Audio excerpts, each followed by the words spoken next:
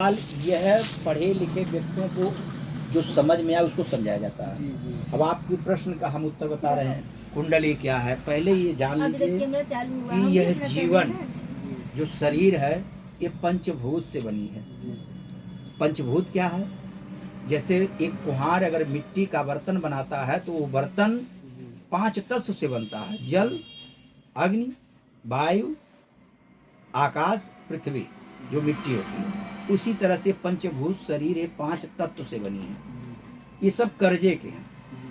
इंसान जब मर जाता है उसकी अंत्येष्टि की जाती है चिता पे, तो उसके शरीर को मांस को थोड़ा सा जल में भी दिया जाता है, मछली का, क्योंकि जल का अंश है। आकाश अपना ले लेगा, हवा अपना ले लेगा, सब लोग अपना अपना मिला लेंगे, कुछ बचेगा नहीं। 2.5 किलो का बच्चा माँ के गर्भ से निकलता है और तौल दीजिएगा कभी 2.5 किलो राखी ही होता है उसका जलाने के बाद, जो कि 1 कुंटल लकड़ी चलाया जाता है। तौलिए 2.5 किलो ही होगा, तौल दीजिएगा। नंगा निकलता है बच्चा और नंगा ही जाता है।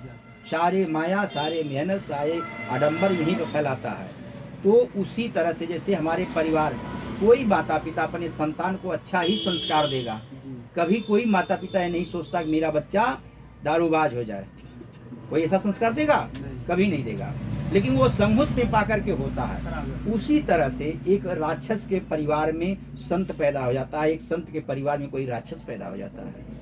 अब उसी तरह से जब देवता का ये 4 तत्व से देवता बने और 5 तत्व से मानव बने, ठीक ना?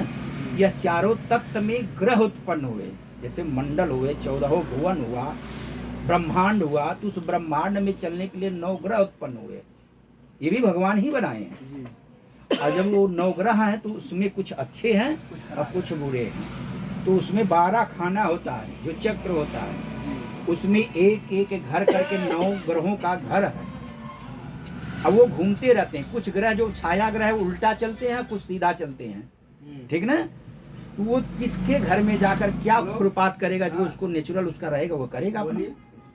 तो इंसान के जन्मान चक्र जब बनता है, जन्म और नक्षत्र जब उसका देखा जाता है तो उसके रास का नाम बनता है, और रास के नाम से वो चक्र जब बनाया जाता है तो वह जीवन में वह व्यक्ति क्या करेगा, कैसा करेगा, उसके साथ क्या घटना होगी, सब उसको लिखा रहता है। वही है कुंडली।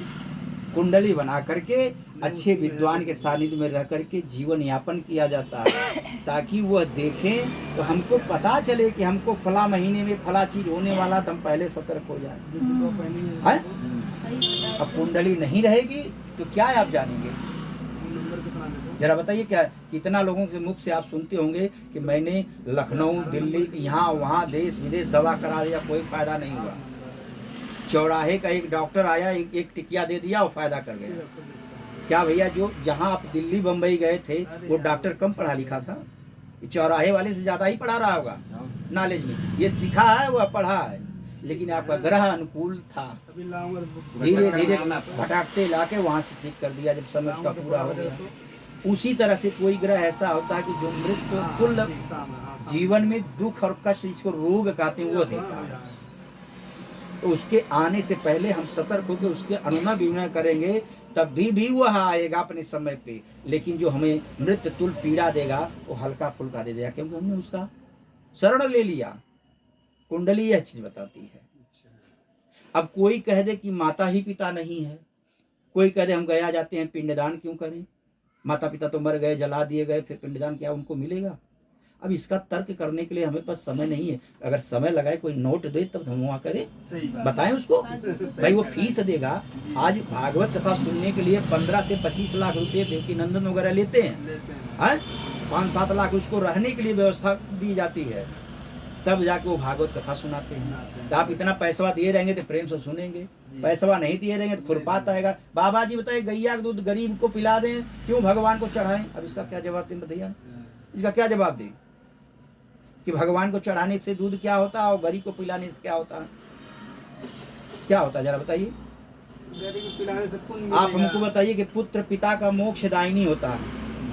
पिता का खेत लिया, घर लिया, द्वार लिया, बारी लिया, सब कुछ ले लिया, और टोटल कर दिया जाए किसी गांव का जमीन, तो आज धीरे धीरे 1 करोड़ रुपए का हो जाएगी एक आदमी के ऊपर। है? पिता ने आपको जाते जाते 1 करोड़ का मालिक बना दिया। आपने पिता की मुक्ति के लिए क्या किए? कुछ नहीं किए, कुछ नहीं करें, सही करें आप। क्या किए? सही कह रहे हैं। गांव में देखो साला बहुत लोग खेत और जब बाड़ी नहीं किए, अच्छे ब्राह्मण को बुलाकर उनका अंत्येष्टि भी अच्छे ढंग से पिंडदान भी नहीं करा पाए आप, तो प्रेत ही उनको प्राप्त होते हैं। आज वो प्रेत होते हैं तो खून तक निचोड़ निचोड़ के पूछते हैं, खून तक निचोड़। क्यों भाई, आप जिंदा हैं, उनकी बात ही छोड़ दीजिए। अभी आपका कोई पैसा ले ले, रुपया ले ले, धन ले ले, आप उसको मारने भर के ना, गाली देने भर के नहीं है, वो आपसे मजबूत है, तो आपका रोम रोम उसको आशीर्वाद देगा? कभी नहीं देगा, हाय लगेगा।